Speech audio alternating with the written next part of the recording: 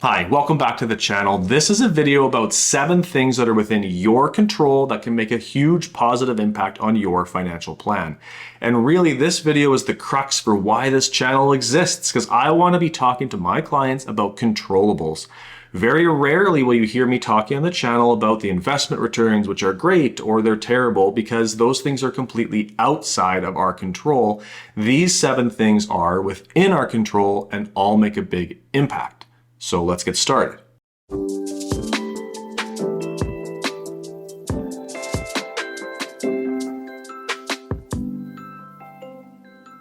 All right, the first 3 of these are all things that you can start to control 10 plus years out from retirement. And the first of these is not a huge surprise. It's the amount that you are setting aside for your financial future. Budgeting. I'm a huge fan of budgeting, and if you've seen me talk about it before, you know I follow a system called the 20-50-30 system, where I put 20% of my budget, that's take-home net income, towards my financial future, 50% towards my needs, and 30% towards my wants.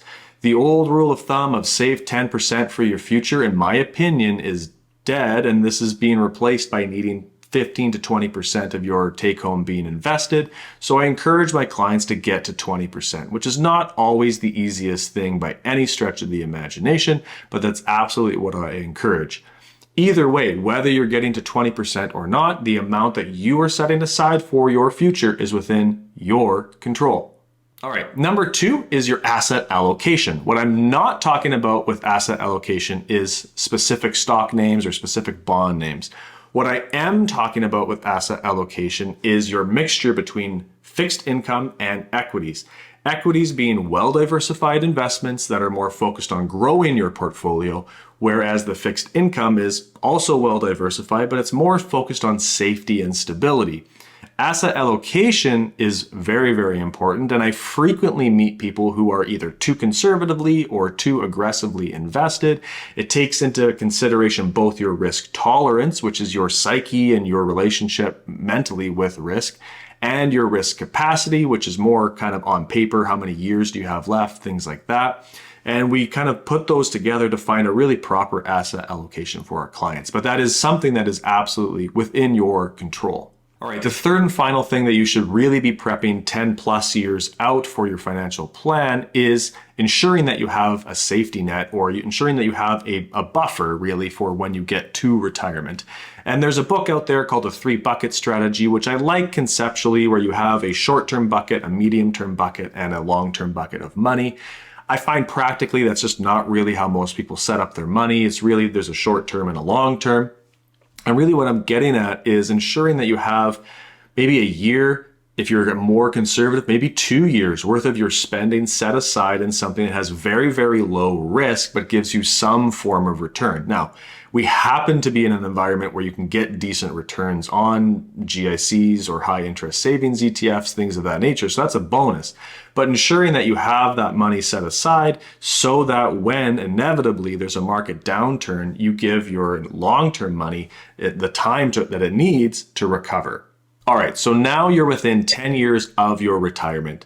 It's time to start thinking about a few other things. You're not taking action on these things, but these are within your control, and it's good to have rationale ready to go for why you're making these decisions. The first of these, which is the 4th of the 7 on my list, is your CPP timing. Now, you've probably heard me talk ad nauseum about CPP timing, and if not me, there's lots of different people talking about it. But again, I can tell you pros and cons for why you should take it early or why you should take it late, and your situation will be unique to you. But having rationale in place for why you are making that decision is a really important part of it, because CPP is one of the biggest parts of your foundation that you build your retirement income house on, and it's very important that you know why you are doing what you're doing with it. Number 5 on this list relates very, very closely to CPP timing, and it's your OAS timing.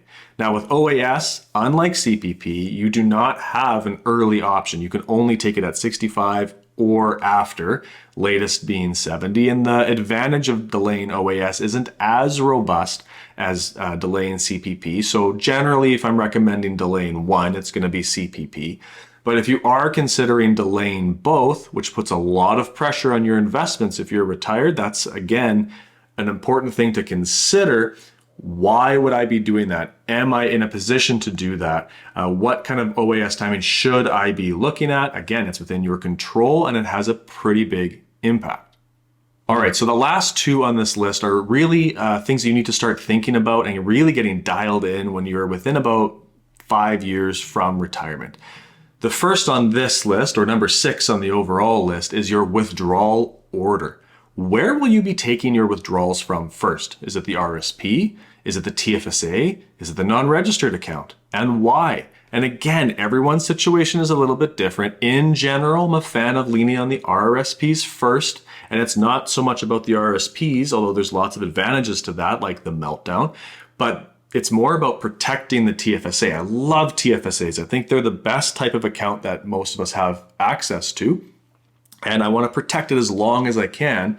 And the reason it's the best type of account out there, in my opinion, is because it's most of our only tools to really manipulate tax rates and bring income in without jumping tax rates if we happen to be on the cusp. So that's why withdrawal order is something you want to start thinking about and having rationale behind why you're doing it in a certain way. All right, finally we get to number 7, and this one has a massively underrated impact on your financial plan, and it's your retirement spending habits. If you've seen my other video where I talk about how to find your number to retire comfortably, you've heard me joke about Chad's ratio. Chad's ratio states that for every $1,000 per month that you want in retirement, you need somewhere between $200,000 and $250,000 invested at time of retirement. So let's say that a different way. For every $1,000 a month that you're able to save on your spending habits, it's like finding $200,000 to $250,000 in your investment account. That is a huge win. That's a small lottery win. Now, maybe pulling $1,000 is going to bring you into a lifestyle that is of no interest to you. So there's balance here, right? But every $100 that you're able to save is like finding $20,000 to $25,000 of long-term investable assets for your financial picture. So you can see how very easily it compounds and makes a big impact. All right, so those are my top 7 things that are within your control that have huge impact on your financial plan. If it's time for you to review these 7 things with me, there'll be a link in the description below that'll come direct to me. I'd be happy to work with you. Until next time, keep planning.